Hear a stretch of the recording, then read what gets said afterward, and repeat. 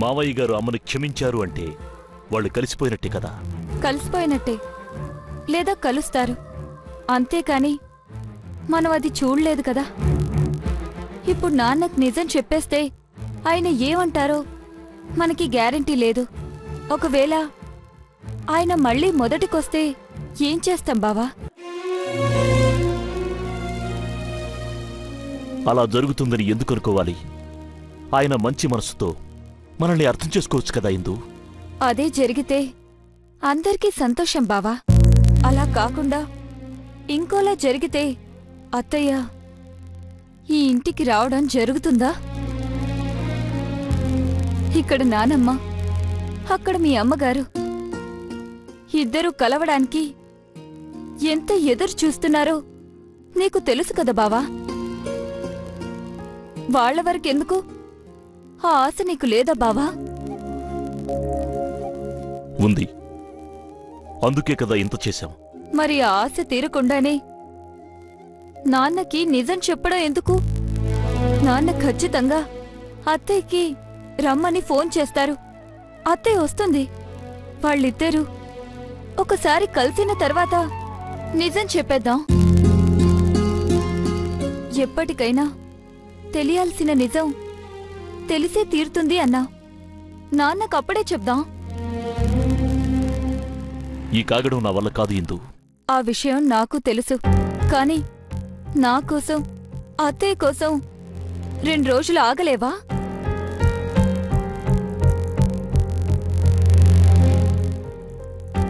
సరే ఇందు, 2 రోజులే ఆగుతాను. కానీ మా అమ్మ ఇంటికి రాగానే చెప్పేస్తాను. అలాగే బావా. థ్యాంక్స్. థ్యాంక్స్ ఎందుకు? మా అమ్మని అమ్మమ్మని కలపడం అనే బాధ్యత నాకు ఉంది కదా.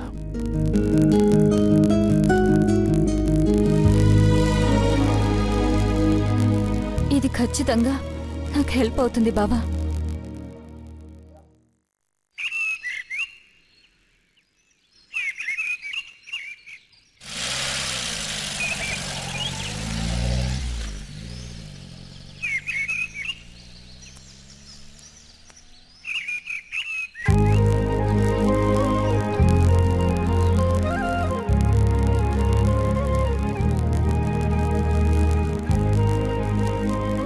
దిగమ్మా.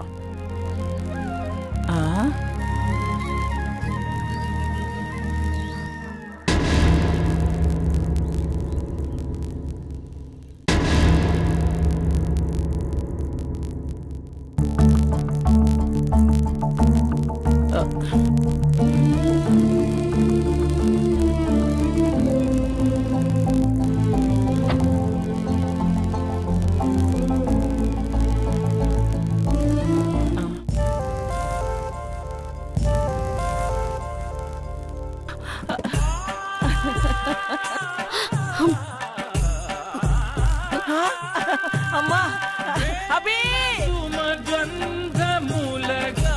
అభి, ఇందు, కావేరి, రాగిణి, త్వరగా రండి.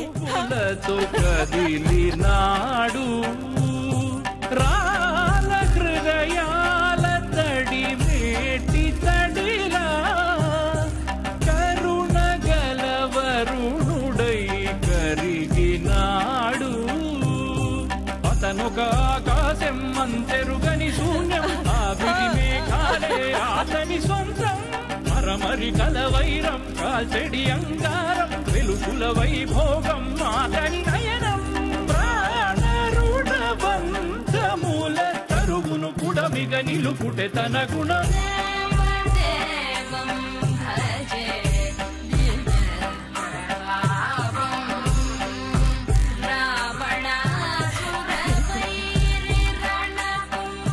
వచ్చేసింది నా కూతురు, వచ్చేసింది నాన్న. పుట్టింటికి వచ్చేసింది. అలా చూస్తూ నుంచున్నారేమిటి? కావేరి, లోపలికి వెళ్ళి దిష్టి నీళ్ళు తీసుకురా, వెళ్ళు. వచ్చేసింది, వచ్చేసింది, వచ్చేసింది, నా కూతురు వచ్చేసింది.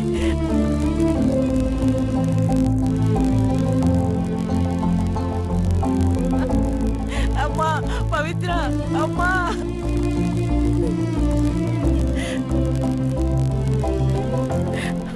పవిత్ర,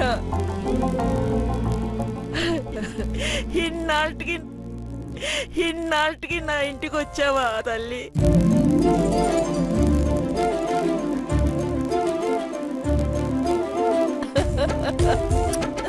నా తల్లి అమ్మా.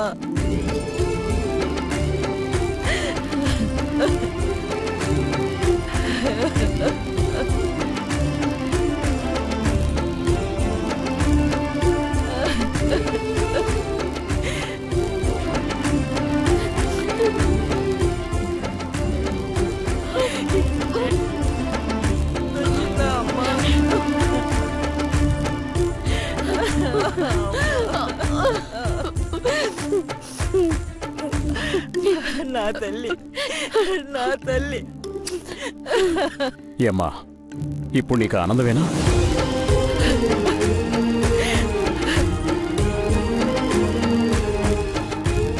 ఆనందమా? ఆనందం అనే పదం సరిపోతుందా నాన్న దీనికి?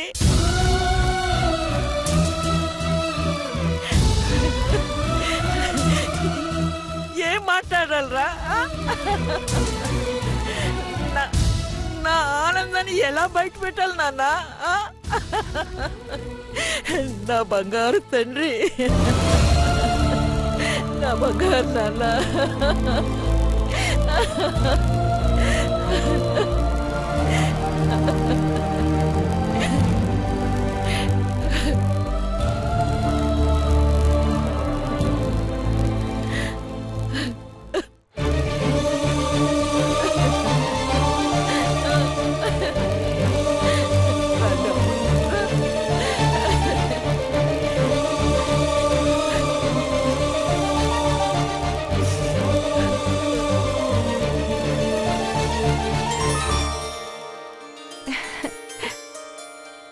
బాగున్నారా అత్తయ్య? బాగున్నానమ్మా. మా అన్నయ్య నన్ను క్షమించాడు కదా, ఇక నాకేం లోటు ఉంటుంది? అవును, మేం కూడా చాలా ఆనందంగా ఉన్నాం. అదే నాన్న ఇన్ని రోజులు ఎలా ఉండమంటే అలా ఉన్నాం. దృష్టివే.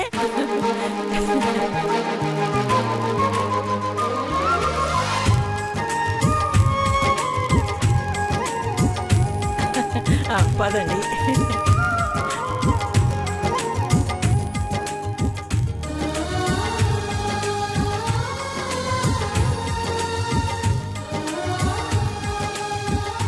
నీ కొడుకు వల్లే ఇదంతా జరిగిందమ్మా. లేదన్నయ్యా, నా కోడల వల్లే ఇదంతా జరిగింది. వాళ్ళిద్దరి పెళ్లి వల్లే ఇదంతా జరిగింది. అభి, ఇప్పుడు నాకు చాలా సంతోషంగా ఉందిరా. నా జీవితంలో ఇలాంటి రోజు వస్తుందని నా కలలో కూడా అనుకోలేదు. మావయ్య గారికి కూడా చాలా ప్రేమ ఉందమ్మా. ఇలాంటి రోజు తప్పకుండా వస్తుందని మావయ్యను చూసినప్పుడే ఊహించాను. అత్తయ్య, ఈ రోజు రావాలని నేనెంతగానో ఎదురు చూశాను. ఇంత త్వరగా వస్తుందని అస్సలు అనుకోలేదు. నాన్నా,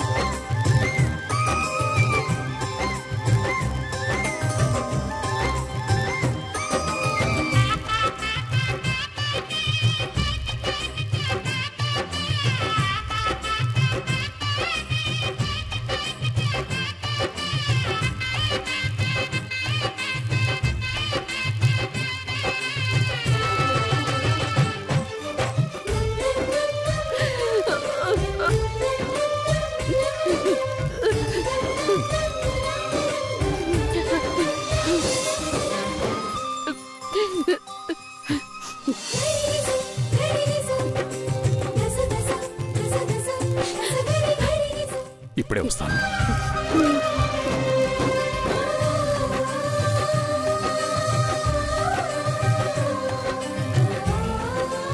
అత్తయ్య నాన్నగారు కలిశారుగా. అత్తయ్య ఇంటికి కూడా వచ్చింది. ఇప్పుడు కొంప తీసి బావ నిజం చెప్పాడు కదా. అత్తయ్య నాన్నగారు కలిశారుగా. అత్తయ్య ఇంటికి కూడా వచ్చింది. ఇప్పుడు కొంప తీసి బావ నిజం చెప్పాడు కదా. సరే ఇందు, 2 రోజులే ఆగుతాను. కానీ మా అమ్మ ఇంటికి రాగానే చెప్పేస్తాను.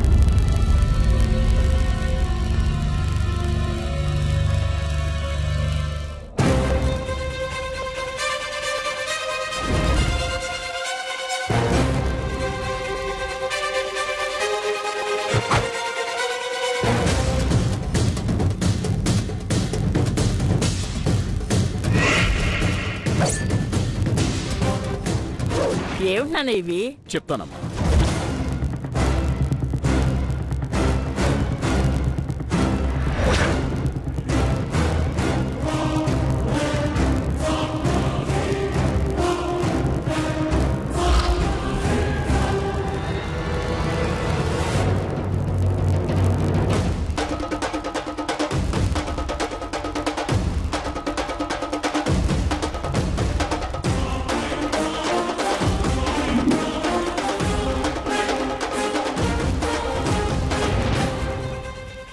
చీరలు, ఇన్ని నగలా? నాకు తెలియకుండా ఇవన్నీ ఎక్కడున్నాయి?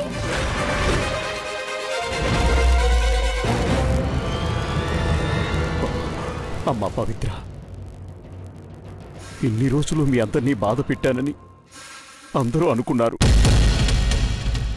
ఈ ఇల్లంతా మనసులో నువ్వు కావాలని కోరుకున్నా నా మాట కోసం, నా మీద గౌరవం కోసం మారు మాట్లాడకుండా మౌనంగా ఉన్నారు. నా మీద గౌరవంతో బాధని మనసులోనే దిగమింగారు. కానీ వీళ్ళందరికన్నా బాధపడింది నేనమ్మా. అనుక్షణం నిన్ను తలుచుకుని నా చెల్లి అని కుమిలిపోతూ, నా చెల్లి నా దగ్గర లేదని నేనమ్మా కుమిలిపోయింది.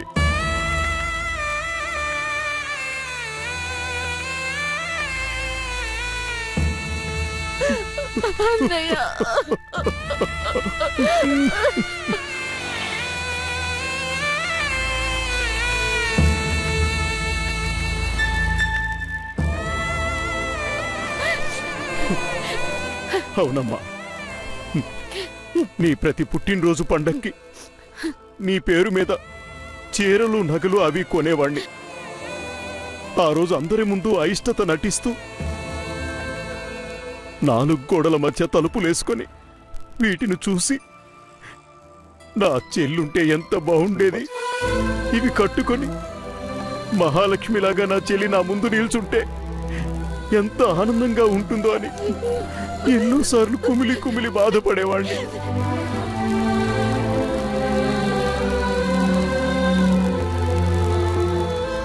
నాన్న, అత్తయ్య అంటే అంత ఇష్టం ఉన్నప్పుడు మరెందుకు నాన్న ఇన్ని రోజులు దూరం పెట్టారు? అవునమ్మా, నా చెల్లంటే నాకిష్టం, ప్రాణం. కాని నాకిష్టం లేని పెళ్లి చేసుకుందన్న ఒకే ఒక్క కారణంతో తనని దూరం చేసుకున్నాను. ఒక్క క్షణం తనకిష్టమైన పెళ్లి చేసుకుందని ఆలోచించుంటే గతం ఇలా ఉండేది కాదమ్మా. ఎలా అయితే నాన్న, జీవితం అన్నాక ఇలాంటి అవంతరాలు వస్తూనే ఉంటాయి. ఇప్పుడు అది సమస్య పోయింది కదా, అది చాలు నాన్న. నాకు ఈ ఆనందం చాలు. ఈ 2 కుటుంబాలు కలిసాయి. ఈ ఆనందంలో నేను హాయిగా కళ్ళు మూస్తాను నాన్న. అభి, ఇందు పెద్దదాన్ని అయిపోయానర్రా. లేకపోతే మీకు చేతులెత్తి నమస్కరించేదాన్ని. అమ్మమ్మా, ఏంటమ్మమ్మా ఇది? అవును నాన్న, చిన్నపిల్లలైనా పెద్ద మనసు చేసుకున్నారు. అందరూ ఎన్ని రకాలుగా మిమ్మల్ని ఇబ్బంది పెట్టినా, ఏం మాట్లాడినా ఈ కుటుంబం కలపడం కోసం, ఈ ఆనందం కోసం మీరు అన్ని దుఃఖాల్ని, అన్ని కష్టాల్ని అనుభవించారు. చాలు నాన్న, ఈ ఆనందం చాలు. అన్నయ్య, ప్రతి పండక్కి ఇన్ని చీరలు నగలు తీసుకున్నావు కదా. ఎప్పుడైతే ఇంట్లో నేను అడుగు పెట్టానో, నువ్వు ఈ కుటుంబం ఎప్పుడైతే అందరూ నన్ను దగ్గరికి తీశారో, ఆ క్షణమే నాకు పండగ అన్నయ్య. ఈ రోజే నాకు పండగ. ఎండలను దండిస్తామా, వానలను నిందిస్తామా, చలినటో తరిమేస్తామా, చీపమ్మని కస్సుమని కలహిస్తామా, ఉస్సురని విలపిస్తామా, రోజులతో రాజీ పడమా, సర్లెమ్మని సాటి అన్నా చెల్లెలిద్దరూ కలిసిపోయారు నాన్న. సాగనని ఎందుకు పంతం, పూటకొక పేచి పడుతూ ఏం సాధిస్తామంటే ఏం చెబుతా, ఎక్కిళ్ళే పెట్టి ఏడుస్తుంటే కష్టం పోతుందా కదా, మరెందుకు గోలా, అయ్యయ్యో పాపం అంటే ఏదో లాభం వస్తుందా, వృధా ప్రయాస పడాలా.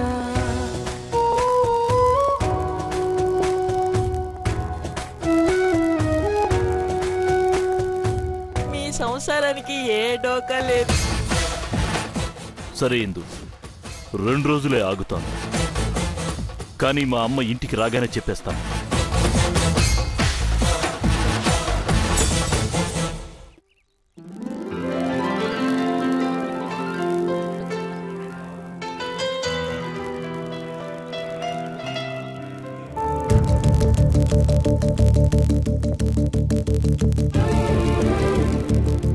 ఆ రోజు అందరి ముందు అయిష్టత నటిస్తూ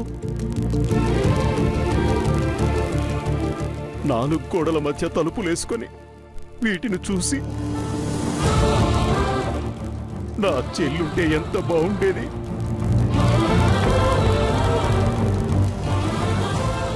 ఇవి కట్టుకొని మహాలక్ష్మిలాగా నా చెల్లి నా ముందు నిల్చుంటే ఎంత ఆనందంగా ఉంటుందో అని ఎన్నోసార్లు కుమిలి కుమిలి బాధపడేవాడిని.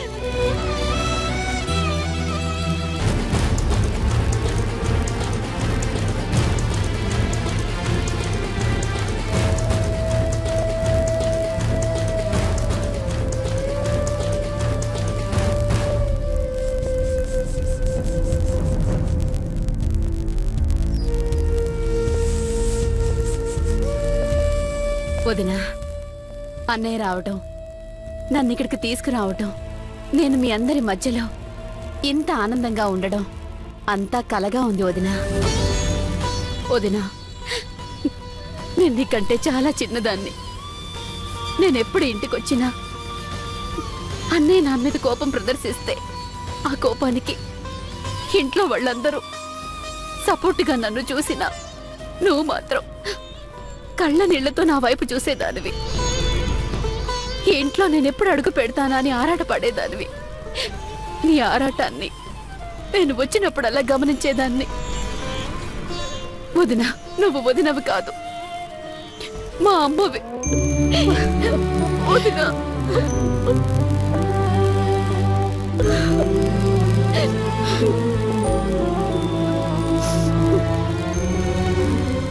అవును పవిత్ర, నేను వరుసకు వదిన్నే, కానీ నీకు తల్లిని. నేను ఇంట్లో కోడలిగా అడుగు పెట్టిన సమయంలో నువ్వు చిన్న పిల్లవి. అందుకే నిన్ను నా కన్న బిడ్డగా చూసుకున్నాను. కానీ ఇప్పుడు నా పెద్ద బిడ్డ జీవితం కుదుట పడింది.